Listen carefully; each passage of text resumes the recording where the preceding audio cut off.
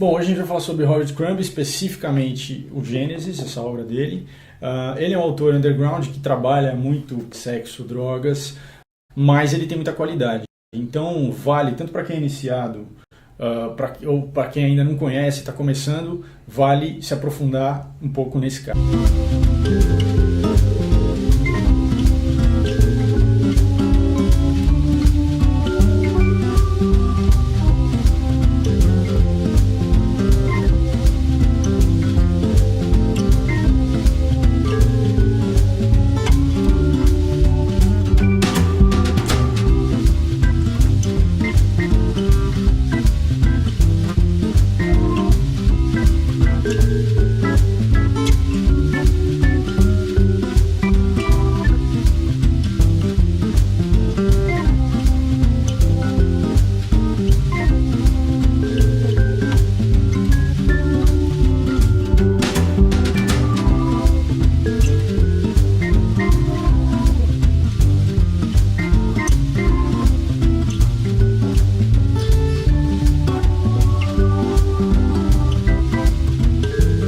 Essa adaptação aqui é diferente, e você percebe isso logo na introdução.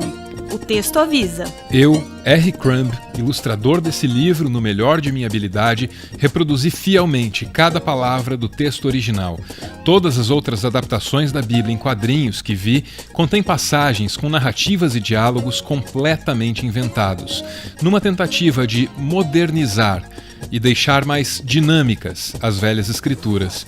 Aqui a gente tem um livro sagrado sendo adaptado por um monstro sagrado dos quadrinhos. Sério, isso aqui é muito sagrado. Robert Crumb manja muito de adaptação. Tem quem interprete a fábula de Adão e Eva de maneira literal. Tem quem ache que isso aconteceu mesmo. E tem quem tente encontrar as metáforas por trás da fantasia.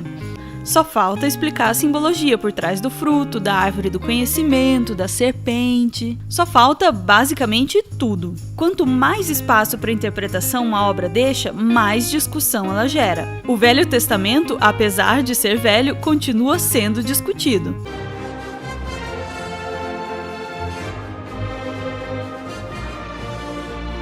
No decorrer do livro de Gênesis, você percebe que Deus vai passando de protagonista a personagem secundário. Para Adão e Eva, Deus era uma presença física. Ele estava lá o tempo todo. Adão teria vivido 930 anos. Deu tempo de fazer muitos filhos. E na linhagem de Adão está o Noé. Para ele, Deus só aparece ocasionalmente, e numa dessas aparições, ele pede que Noé construa a arca. O relacionamento do patriarca Abraão com Deus é parecido. Deus aparece de quando em quando, às vezes com uma mensagem de esperança e às vezes com algum pedido difícil de compreender. Mas na medida em que o tempo vai passando, a presença de Deus vai ficando cada vez menos física. Na medida em que as gerações da linhagem de Adão vão se acumulando, Deus se torna cada vez mais distante. O Velho Testamento mostra José como um dos caras mais abençoados da época dele, e para ele, Deus só se manifestava em sonhos. Apresentando um pouco o geral do quadrinho, assim, é legal ressaltar algumas coisas. Assim. Diferentemente dos outros quadrinhos, o importante que a gente vai falar hoje, mais do que o texto do Crumb, é o que ele fez com esse texto. Porque ele pegou o livro do Gênesis, o livro da Bíblia, e fez a sua interpretação. Só que ele é muito sagaz num ponto. Ele pega e faz assim: eu vou interpretar esse texto, mas eu vou tentar ser o mais ortodoxo possível, mais corretinho, eu vou seguir mais ao pé da letra o que está ali colocado. Então, o roteiro em si não é nenhuma grande inovação. Afinal, ele pegou um texto da Bíblia, um dos textos milenares, fundador de toda a cultura ocidental, e pegou e transformou em quadrinho. Assim, a Bíblia é um texto religioso, tal, é base da religião cristã e da religião judaica também, mas se você é ateu ou se você é de uma religião que não segue essa raiz, é um livro fundamental, porque ele está na base da filosofia do Ocidente e tal. Então você tem que saber, você tem que ler. Sim. Não importa, não é uma questão religiosa, é uma questão só de realmente de adquirir cultura e de entender o contexto cultural que você vive. Sim. Então ele inclusive cita no começo do livro quais traduções ele está usando para determinado trecho, para determinada passagem. porque a Bíblia tem várias traduções, então, obviamente, ele é um estudo aprofundado, não é uma coisa assim, vou fazer. É um negócio que ele realmente dedicou e fez. Ele tem, a ideia dele não é falar bem ou mal, quer dizer, não é dar um julgamento para aquilo que ele está fazendo. Ele está fazendo uma coisa, ele está fazendo ipsis literis o que está lá. Tanto que ele até ficou, né, o Gênesis ficou durante algum tempo na lista de livros cristãos, em primeiro lugar na lista de livros cristãos. Interessante. Porque ele pegou e ele foi no texto, ele vai pegar essas traduções em inglês, claro, isso é um problema da tradução no Brasil, claro, mas são os 500. São variáveis.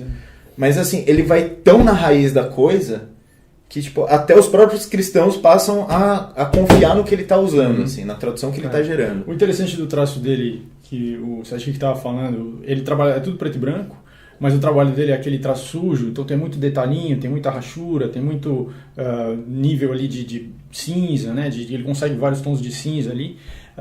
Isso é legal porque muito do texto da Bíblia é uma descrição, né? Uma descrição longa e às vezes cansativa e tal. E aí ele transforma essa descrição num quadro que é super detalhado, ou seja, também é muito descritivo o quadro.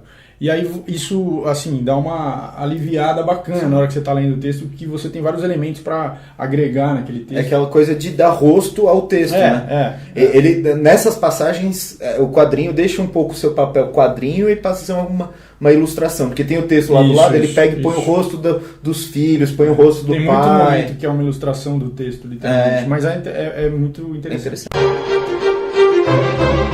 O quadrinho ele foi lançado em 2009 pela W.W. Norton Company, né? E ele foi um quadrinho que assim, ele chamou muita atenção porque ele ficou durante 4 anos fazendo, estudando, preparando. Então, não foi uma coisa que surgiu do nada. Durante 4 anos ficou essa discussão, o que o Robert Crumb, um cara... O que ele vai entregar? O que ele vai fazer? Um cara que é ligado com drogas, com sexo, sempre falou disso, é da cultura underground, ele vai falar da Bíblia, né? E aí, quando foi lançado, foi um baita sucesso, porque todo mundo viu que era o contrário. O cara tinha sido tão rigoroso. Ele ia ser super... que é o que ele fez, ele foi super detalhista. Tá? Foi rigoroso, então é o que a gente falou, dele ter procurado as diferentes traduções, dele ter se preocupado e tal. Pô, isso fez com que ele, em 2010, ganhasse o prêmio Harvey, que é um dos principais prêmios dos quadrinhos assim, nos Estados Unidos. E aí até é curioso que, pô, no Brasil conseguiram fazer uma edição à altura, pô. Né? Que tanto que ganhou o HQ Mix, né, a edição da Conrad. E, pô, você fala, pô, é mó bem feito, eles se preocuparam com a tradução. Então, às vezes, quando a Bíblia é em português, não tem algo semelhante, ou é algum jogo de palavra que está em inglês, eles até fazem uma notinha embaixo, pra falar, ó, isso aqui tem um jogo porque em inglês fica assim e tal. Então, pô, fizeram com bastante atenção o negócio, que não é por menos que ganhou também o HQ Mix, né? Bom, são 50 capítulos, então é bastante material. A gente não vai falar de todos os capítulos aqui, evidentemente, mas a gente gostaria de assim, ler para vocês uns trechos, mostrando a imagem para vocês terem uma ideia um pouco do ritmo. Não é spoiler, tá? Porque a Bíblia é uma coisa um pouco antiga, né? Se a nossa regra é 5 anos... Já passou. Até da edição já passou os 5 anos. Até da edição dele, então bom. Por exemplo, a gente já estava falando lá atrás daquela descrição longa que eles fazem sobre todos os descendentes da família e tal. Vamos dar uma olhada num trechinho. E Enoque tinha 65 anos quando gerou Matusalém. E Enoque andou com Deus por 300 anos depois de gerar Matusalém e gerou filhos e filhas. E todos os dias de Enoque foram 365 anos. E Enoque andou com Deus, e já não era mais, porque Deus o tomou. E Matusalém tinha 187 anos quando gerou Lameque. E depois de gerar Lameque, Matusalém viveu mais 782 anos e gerou filhos e filhas. E todos os dias de Matusalém foram 969 anos. Então ele morreu. Algumas passagens bíblicas em si, principalmente do Gênesis, são muito interessantes, assim, pô. E o Crumb tem uma genialidade de mostrar isso. Assim. Então, por exemplo, a história do Noé. O cara tinha 601 anos quando ele estava ali resolvendo a história da Arca de Noé. É incrível. E, então, assim, como é que o Crumb resolve isso graficamente? No primeiro dia que as águas secaram sobre a terra, e Noé retirou a cobertura da arca e olhou, e eis que a superfície da terra estava seca. E no segundo mês, no 27º dia do mês, a terra estava seca, e Deus falou com Noé: sai da arca e contigo a tua mulher e os teus filhos e as esposas dos teus filhos. Todos os animais que estão contigo, toda a carne, ave, todo gado e todo ser rastejante que rasteja sobre a terra. Leva-os para fora contigo e deixa que eles enxameiem a terra e sejam fecundos e multipliquem-se sobre a terra.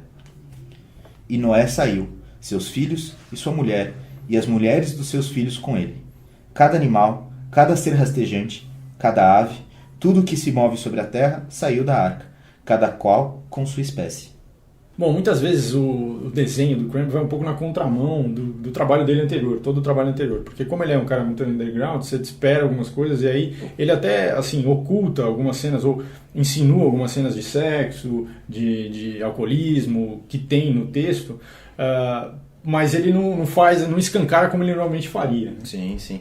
Pô, você tem capa do Fritz the Cat que tá o cara injetando, pô, ele vai justamente nessa contramão. Pô, isso mostra a genialidade do cara, ele consegue usar a nona arte de uma maneira assim sublime, ele chega ao ápice da produção de qualquer tipo de desenhista de quadrinhos.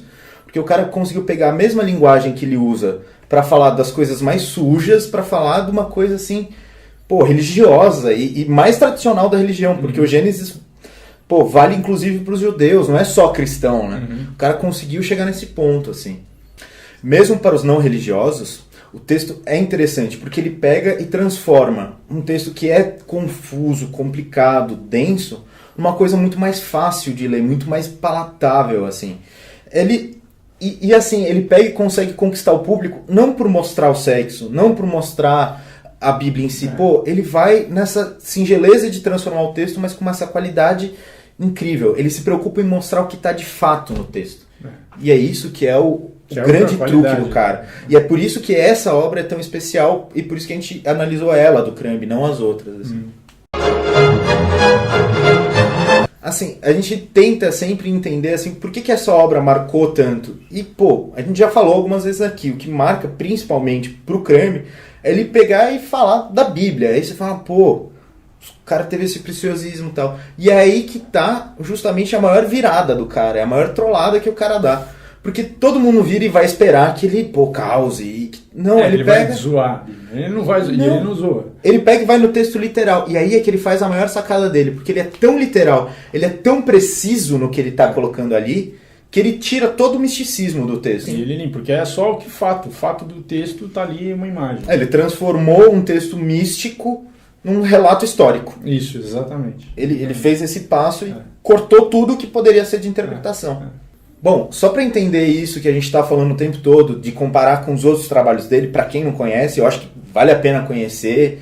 E, por favor, se você tiver mais que 18 anos, né, porque é bem pesado o que ele produz, tá? Os outros trabalhos dele são bem pesados.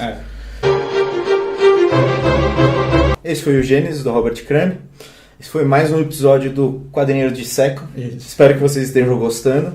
Deem indicações aí de outros quadrinhos que vocês acham que vale a pena a gente dar uma dissecada. E assim, não esquece, hein? Tá aí embaixo pra você se inscrever. Dá uma olhada sempre no nosso blog, a gente sempre tá colocando material lá. Dá uma curtida na nossa página no Facebook. Isso. Tá? E se inscreve no canal. A gente tem lá cursos, palestras e tal, então acompanha na página que a divulgação a gente faz por ali. Beleza? Beleza, é isso aí. Falou. Valeu.